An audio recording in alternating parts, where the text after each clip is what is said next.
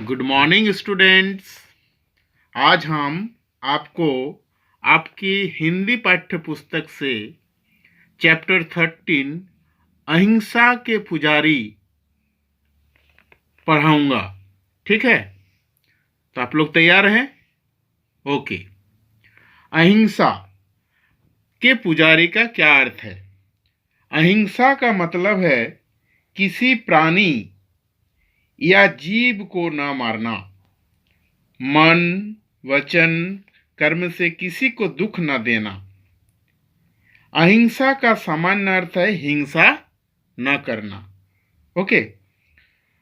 पूजा और पुजारी का अर्थ है पूजा करने वाला व्यक्ति या देवतुल्य मानकर भक्ति करने वाला व्यक्ति।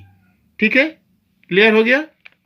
अब मैं आपको पढ़ाऊंगा, आप लोग ध्यान से सुने और मैं इसका अर्थ भी बताऊंगा। ठीक है। हमारे प्यारे बापू संसार में शांति और अहिंसा के पुजारी के नाम से प्रसिद्ध है। यहाँ बापू किसके नाम से संबोधन किया जा रहा है? यहाँ महात्मा गांधी जी के नाम से उन्हें बापू कहा जा रहा है। ठीक है। बापू संसार में शांति और अहिंसा के पुजारी के नाम से प्रसिद्ध है। बचपन से ही वे बहुत सीधे साधे और ईमानदार थे। उनका पूरा नाम मोहनदास करमचंद गांधी था। तो महात्मा गांधी जी का पूरा नाम है मोहनदास करमचंद गांधी। उनके विचार बहुत ऊंचे थे। वे अपने माता पिता की आज्ञा का पालन करते थे। तो मैं ये भी कहूँगा आप लोग भी अपने माता पिता की आज्ञा का पालन करें, बापू के आदर्शों में चले। ठीक है। विद्यार्थी जीवन से ही वे अपने शिक्षकों का सम्मान करते थे। तो आप लोग भी करते हैं शिक्षकों का सम्मान। अपने साथियों से सदा अच्छा व्यवहार करते थे। यानी आपके क्लास में, आपके कक्षा में जो भी साथी हैं, आप भी अच्छे बर्ताव करते हैं। व्यवहार का मतलब होता है यहाँ बर्ताव। वे सदा सत्य बोलते थे। यहाँ सम्मान का अर्थ है आदर, इज्जत। ओके। वे सदा सत्य बोलते थे। यह उन दिनों की बात है जब गांधी जी स्कूल में पढ़ते थे। एक दिन उनके विद्यालय में निरीक्षक महोदय आए। विद्यालय का अर्थ है पाठशाला, जहाँ पर हम लोग पढ़ते हैं। आप लोग पढ़ने के लिए भी जाते हैं। निरीक्षक का मतलब है जांच करने वाला। एक दिन महात्मा गांधी जी के स्कूलों में आए और निरीक्षण करते हुए यानी जांच करते हुए वे मोहनदास गांधी के कक्षा में भी पहुंचे। उन्होंने कक्षा के विद्यार्थियों को श्रुतलेख लिखने के लिए अंग्रेजी के 5 शब्द दिए। यहाँ श्रुतलेख का मतलब होता है सुनकर लिखा गया लेख। ठीक है, सुनकर लिखा गया लेख। जो सुनकर लिखते हैं उसे श्रुतलेख कहते हैं। उन 5 शब्दों में एक शब्द कैटल भी था। कक्षा के सभी विद्यार्थियों ने यह शब्द शुद्ध लिखा, पर मोहनदास इस शब्द का शुद्ध रूप न लिख सके। अध्यापक ने यह देख लिया। उन्होंने पैर के इशारे से मोहनदास को बताया कि वह अगले विद्यार्थी की कॉपी से देखकर अपनी गलती सुधार ले। यानी शिक्षक उनकी लिखा देख लिया था और वो गलत लिखा था, इसलिए उन्हें इशारा किया पैर से। ठीक है। वे इस तरह दूसरे छात्र की कॉपी देखकर अपनी गलती को सुधारना बेईमानी मानते थे। अध्यापक द्वारा बार बार इशारा करने पर भी उन्होंने वैसा नहीं किया। उस दिन पूरी कक्षा में केवल गांधी जी ही ऐसे विद्यार्थी थे जिन्होंने एक शब्द अशुद्ध लिखा था। ठीक है। तो गांधी जी को इस गलती पर कोई पछतावा नहीं हुआ। इस प्रकार दूसरों की नकल करके अपनी गलती को सुधारना उन्हें बुरा लगा।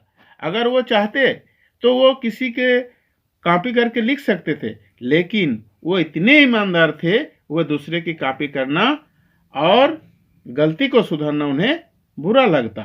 इसीलिए उन्होंने ऐसा नहीं किया। आगे चलकर उस दिन का वह बुद्धू छात्र संसार का प्रसिद्ध महापुरुष बना, यानी महान आदमी बना। उनके लिए सम्मान में सिर स्वयं झुक जाता है।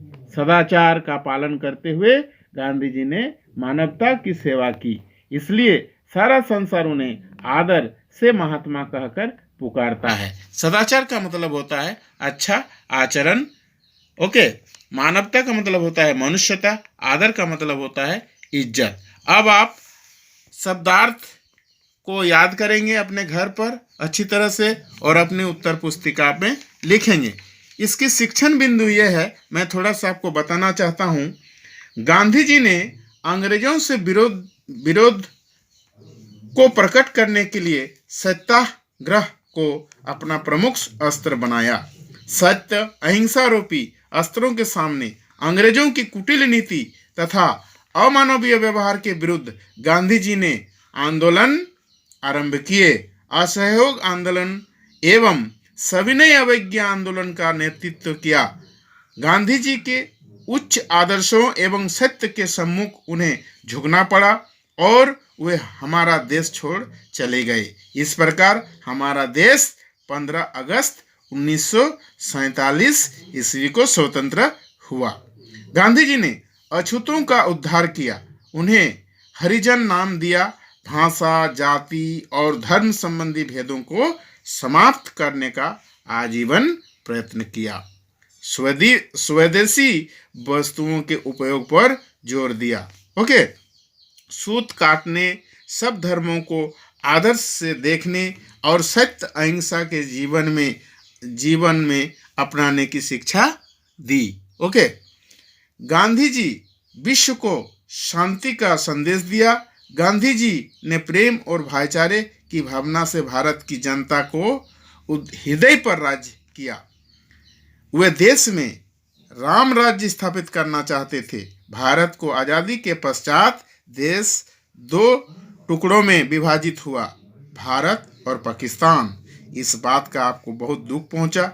हमारा दुर्भाग्य था कि इस नेता का मार्गदर्शन हम स्वतंत्रता प्राप्ति के बाद अधिक समय तक नहीं पा सके और नाथूराम गोडसे नामक व्यक्ति की गोली से 30 जनवरी 1948 को गांधी जी की जीवन लीला समाप्त हो गई।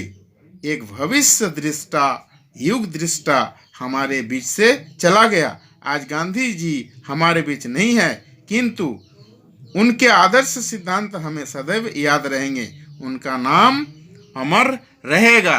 ओके, और आप लोग मौखिक और लिखित प्रश्न उत्तर आप लोग खुद करेंगे और अपने उत्तर पुस्तिका में लिखेंगे।